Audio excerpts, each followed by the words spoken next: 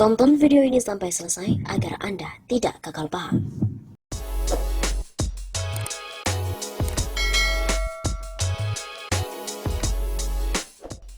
Jokowi ini berpotensi melanggar konstitusi. Harus turun atau diturunkan? Ada dua indikator potensi pelanggaran konstitusi oleh Jokowi.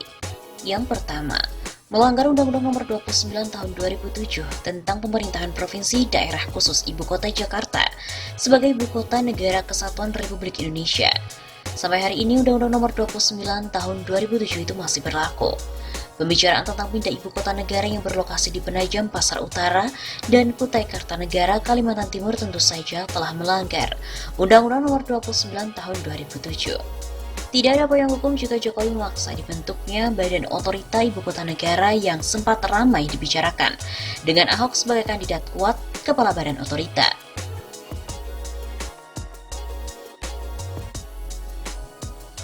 Penunjukan Ahok sebagai upaya memberi panggung politik bagi Ahok untuk persiapan Pilpres 2024 sebagai calon presiden. Pemanasan sudah dimulai sejak Ahok penista agama ditunjuk sebagai Komisaris Utama Pertamina. Penunjukan Ahok sebagai Kepala Badan Otorita IKN untuk mengimbangi popularitas dan elektabilitas Anies Baswedan yang dinilai banyak pihak sukses memimpin Ibu Kota NKRI Jakarta sebagai ibu kota yang sah menurut undang-undang.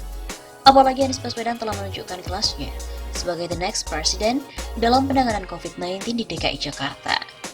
Isu penunjukan Ahok sebagai Kepala Badan Otorita IKN meredup setelah merebaknya pandemi COVID-19. Pindah ibu kota baru lebih kental nuansa politiknya ketimbang kepentingan rakyat secara keseluruhan. Kedua, Perpu nomor 1 tahun 2020 yang lebih dikenal dengan Perpu Corona. Judul Perpu atau undang-undang terpanjang dalam sejarah undang-undang di Indonesia. Begitu kata Refli Harun, seorang pakar hukum tata negara. Judulnya saja, Pabaliot. Perpu yang melegalkan perampokan uang negara di tengah musibah corona. Mengambil kesempatan dalam kesempitan. Misalnya, dugaan anggaran kartu prakerja, perampokan Jiwasraya, Asabri dan BUMN lainnya yang diduga jadi bancakan orang-orang istana. Tidak ada alasan yang kuat dikeluarkannya Perpu nomor 1 tahun 2020. Belum ada kegentingan yang memaksa sebagai syarat dikeluarkannya Perpu.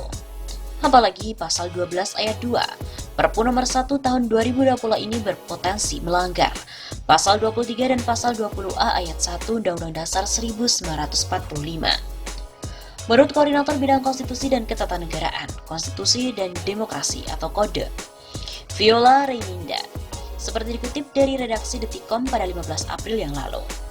Dalam Perpu nomor 1 tahun 2020, pasal 12 ayat 2 yang memberikan kewenangan perubahan postur dan atau rincian APBN diatur dalam peraturan presiden dan bukan melalui Undang-Undang APBNP sebagaimana diatur dalam Undang-Undang Dasar 1945.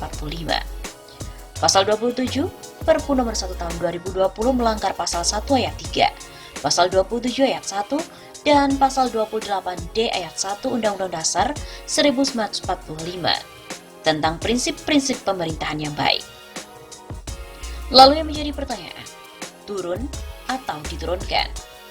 Berdasarkan dua isu utama tadi, potensi pelanggaran konstitusi oleh Jokowi dalam kondisi normal sudah cukup alasan bagi DPR untuk menggunakan hak interpelasi terhadap Jokowi. Selanjutnya sesuai dengan mekanisme undang-undang, DPR melalui persetujuan MK menyelenggarakan sidang istimewa MPR melakukan pemberhentian Jokowi karena telah melanggar Undang-Undang dan Undang-Undang Dasar 1945. Bagaimana peta politik di DPR saat ini? Secara terbuka baru ada dua fraksi DPR, yaitu PKS dan Demokrat yang sangat kritis terhadap pemerintahan Jokowi. Fraksi lainnya sih wait and see, menunggu perkembangan politik, terutama dalam penanganan wabah corona oleh Jokowi. Bila Jokowi berhasil, mungkin relatif aman kursi presiden tak bakal tergoyang. Tentu saja sih dengan syarat tidak terjadi gonjang-ganjing ekonomi yang bisa menggoyang posisi Jokowi.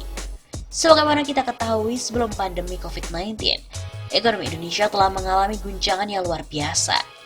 Sebaliknya, bila gagal misalnya, terjadi kecelakaan politik seperti gejolak sosial dan krisis ekonomi. Ya, bisa diyakini fraksi lain akan cenderung mendesak Jokowi untuk mundur daripada menggunakan hak DPR yang berbelit-belit dan memakan waktu yang lama. Posisi pemerintahan Jokowi bagai buah si malakama, serba salah, maju salah, mundur pun salah. Buktinya sih sudah kita saksikan hari-hari ini. Apapun yang dilakukan Jokowi jadi cibiran bagi rakyat.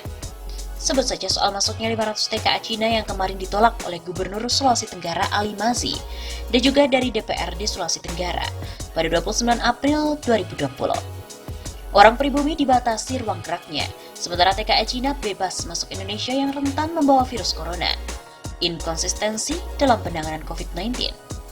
Selain itu, Luhut Binsar resah dengan rencana kepulangan TKI dari luar negeri. Standar ganda pemerintahan Jokowi. Di tengah musibah wabah corona tak henti-henti, impor TKA Cina ke Indonesia. Warga negara Cina dapat karpet merah dari Jokowi dan Luhut. Belum lagi soal bagi-bagi sembako, stempel presiden padahal dananya dari negara, BLT, kartu prakerja, dan lain-lain. Inilah sesungguhnya beberapa persoalan memicu timbulnya gejolak sosial. Suasana hari ini bagai suasana tahun 1960 sampai dengan 1965. Bedanya sekarang TKA Cina banjir ke Indonesia. Rumornya TKA Cina berperawakan militer. Kita tidak tahu apa maksud terselubung di balik banyaknya TKA Cina masuk Indonesia. Apakah ada hubungannya sebagai antisipasi pihak tertentu bila meletus gejolak politik seperti tahun 65? Mereka tidak mau berkepentingan dengan ERC, di mana Indonesia ini terganggu seperti poros Jakarta-Beijing yang pernah dibangun sebelum tahun 1965. Dugaan adanya gejolak politik baik sebagai imbas dari gejolak sosial maupun krisis ekonomi. Sepertinya pihak tertentu telah pasang kuda-kuda agar poros Jakarta-Beijing tidak bernasib sama seperti tahun 65. Jokowi hanya kuat oleh media dan orang-orang terdekat Jokowi yang punya fulus dan bisa mengontrol tentara dan polisi. Pada saatnya nanti, tentara dan polisi akan balik badan. Dan disinilah kekhawatiran kita dengan hadirnya TKA Cina. Jokowi dan Luhut sebentar lagi akan merasakan itu. Gejolak sosial yang tak dapat dibendung lagi, yang berujung gejolak politik yang berdarah-darah.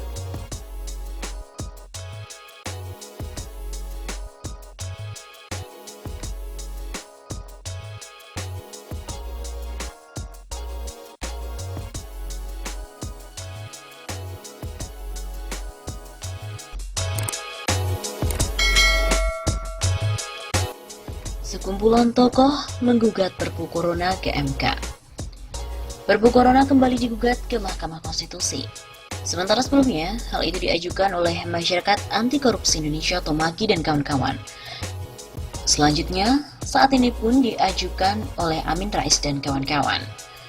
Sebagaimana dikutip dari website MK pada hari Kamis 16 April kemarin, gugatan itu diajukan oleh 3 orang, yaitu Sirajuddin Syamsuddin atau Din Syamsuddin, Sri Edi Swasono, dan juga Amin Rais. Mereka mengajukan pengujian material peraturan pemerintah pengganti Undang-Undang Republik Indonesia atau Perpu RI nomor 1 tahun 2020 tentang kebijakan keuangan negara dan stabilitas keuangan untuk penanganan pandemi coronavirus COVID-19 dan atau dalam rangka menghadapi ancaman yang membahayakan perekonomian nasional dan atau stabilitas sistem keuangan terhadap Undang-Undang Dasar 1945. Lalu poin apa saja yang digugat? MK pun belum melansir lengkap permohonan mereka. Sebelumnya, MAKI juga pernah menggugat Perpu Corona, khususnya pada pasal 27 Perpu nomor 1 tahun 2020 yang berbunyi 1. Biaya yang telah dikeluarkan pemerintah dan atau lembaga anggota KSSK dalam rangka pelaksanaan kebijakan pendapatan negara, termasuk kebijakan di bidang perpajakan, kebijakan belanja negara termasuk kebijakan di bidang keuangan daerah, kebijakan pembiayaan, kebijakan stabilitas sistem keuangan, dan program pemulihan ekonomi nasional merupakan bagian dari biaya ekonomi untuk penyelamatan perekonomian dari krisis dan bukan merupakan kerugian negara. Kemudian yang kedua, anggota KSSK, sekretaris KSSK, anggota sekretariat KSSK, dan pejabat atau pegawai Kementerian Keuangan, Bank Indonesia, Otoritas Jasa Keuangan, serta lembaga penjamin simpanan dan pejabat lainnya yang berkaitan dalam pelaksanaan peraturan pemerintah pengganti undang-undang ini tidak dapat dituntut baik secara perdata maupun pidana jika dalam melaksanakan tugas didasarkan pada itikat baik dan sesuai dengan ketentuan peraturan perundang-undangan. Kemudian, yang ketiga, Segala tindakan termasuk keputusan yang diambil berdasarkan peraturan pemerintah pengganti undang-undang ini bukan merupakan objek gugatan yang dapat diajukan kepada peradilan tata usaha negara. Pasal 27 ini dinilai membolehkan orang-orang korupsi di masa yang saat ini krisis.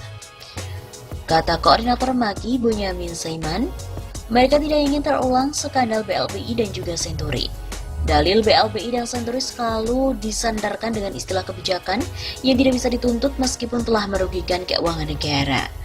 Di sisi lain, LSM Kode Inisiatif memberikan catatan penting, yaitu DPR harus segera melakukan legislative review terhadap substansi Perpu nomor 1 tahun 2020. Hal ini untuk menentukan apakah Perpu akan ditetapkan menjadi undang-undang. Ketentuan-ketentuan yang menyimpang dari konstitusi itu seyogyanya dibatalkan. Apabila DPR tetap menggugurkan Perpu nomor 1 tahun 2020, maka judicial review di Mahkamah Konstitusi dapat diambil sebagai jalan untuk menginvalidasi ketentuan-ketentuan yang melanggar Undang-Undang Dasar 1945. Begitu kata Koordinator Bidang Konstitusi dan Ketatanegaraan, Konstitusi dan Demokrasi atau Kode Inisiatif, Viola Reininda.